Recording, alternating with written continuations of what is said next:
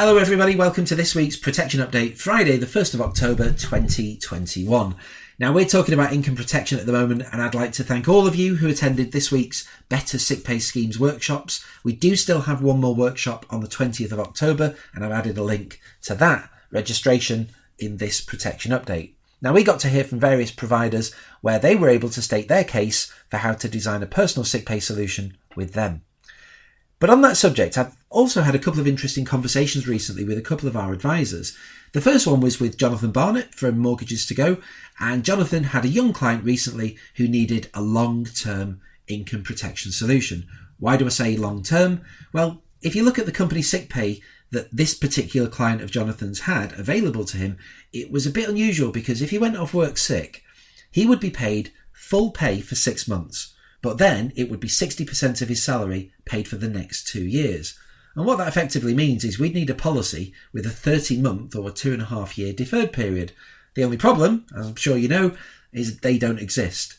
So how do we fix a problem like that? Well, clearly, if the client goes off work sick and never returns to work again, there's definitely an identifiable long-term issue because his sick pay reduces to zero after 30 months.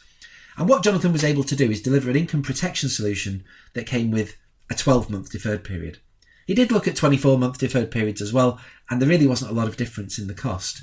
Now, he's made it clear to the client that if the client goes off work sick, the full claim would be paid from 30 months.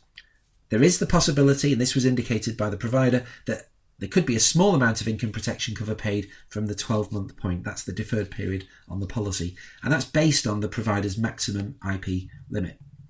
Now, is this recommendation a perfect solution? Does it perfectly dovetail to the employer's sick pay arrangement? No, it doesn't, but it does solve that long-term IP issue, and Jonathan was able to document all of this in his suitability and make it clear to the client. And in fact, if the client does move jobs in the future, let's say his new employer doesn't have a company sick pay scheme, well, he could look to plug that initial 12-month gap with a short-term budget IP solution. That, added to a full IP with a 12-month deferred period, would pretty much be a perfect IP solution, and it's in his control, not that of his employer. Now, Ninian Duncan at Dedicated Mortgage Solutions contacted me and had a similar type of situation with one of his clients. Now, with this client, he was paid full pay for 28 days. Then he'd be put onto statutory sick pay for 5 months, which is when statutory sick pay finishes, 28 weeks, and from the 6-month point, the client would then be paid 75% of his salary for up to 2 years from a company sick pay arrangement. So again, I think this one's quite tricky.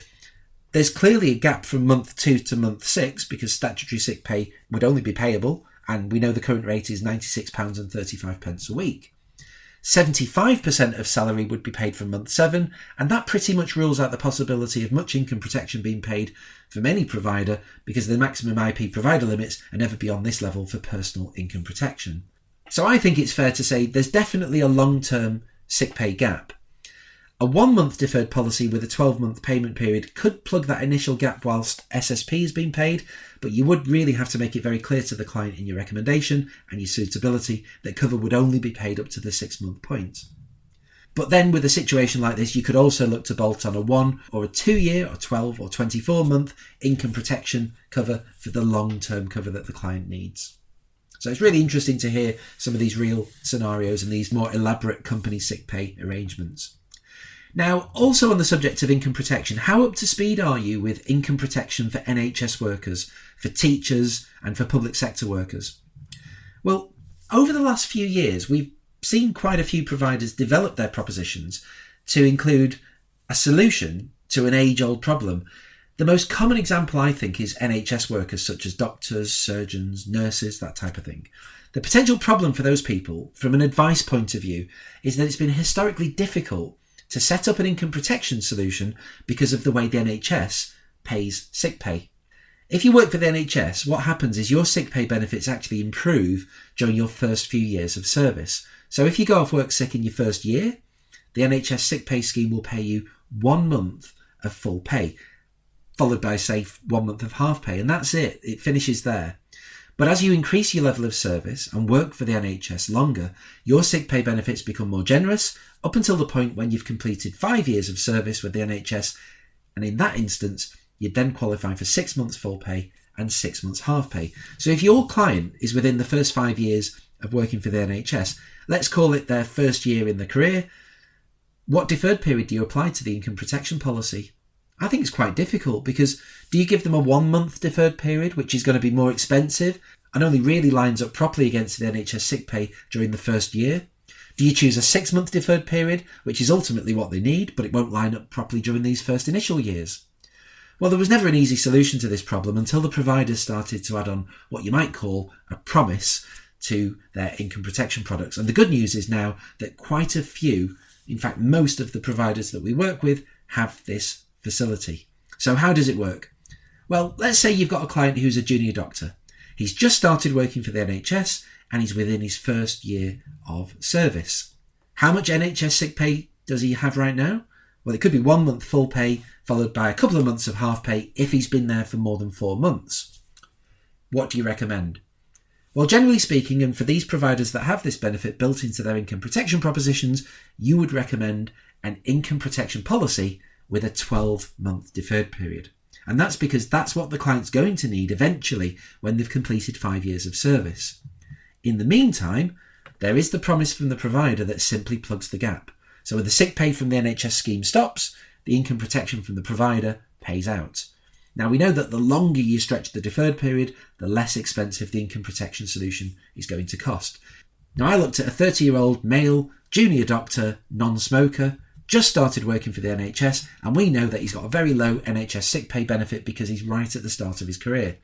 Let's just say I recommend £2,000 a month. Remember, that's tax-free, full-term income protection, and I'm going to do that with a 12-month deferred period based on the providers who offer this incentive for NHS workers. Now, the most expensive cover that I could find this week, and I did the quote on the 29th of September 2021, the most expensive premium was £50 and 36 pence a month. It's a really, really affordable solution because of the way that you set these plans up with the 12-month deferred period. I remember a friend of mine, Jeff, a good few years ago, back in my old Friends Provident days, he used to market this directly at doctors, surgeons and other NHS employees. In fact, he used to do a financial surgery in his local hospital and he did get lots and lots of business. Do people who work for the NHS, particularly doctors, nurses, do they appreciate that people go off work sick? Yes, they certainly do. So it's definitely worth thinking about. If you want any help pulling together a campaign on this, just give me a shout. Let's have a conversation because I'd be happy to help. And I really do think there's a really big opportunity in that particular space. Now, you should have seen a protection update this week from Royal London talking about the opportunities for income protection with people who rent rather than own their own homes. Now, their research suggests that there are going to be a lot more people renting in the next few years than we've ever seen before. In fact, if you look over the last 10 years, the number of renters has actually doubled in the UK. And of course, there's the natural protection angle, which is how are you going to maintain your rental payments if you lose your income? Income protection obviously can provide a very simple and effective solution to that problem by replacing income. And it's good to see providers adapting the propositions to help you in that market with things such as guaranteed insurability that allows you to increase cover on IP when clients see rental increases. And to support last week's Income Protection Awareness Week by the IPTF, you may or may not have seen, if you look at social media, that I actually published a podcast that we'd normally keep internally, but I actually published it externally to all of financial services, and it was all about my national insurance calculator. If you don't know what that is, that's actually a tool to help you deliver the budget from self-employed clients. It's specific to income protection. So I've posted a link to that on this week's protection update, so take a look and see what you think.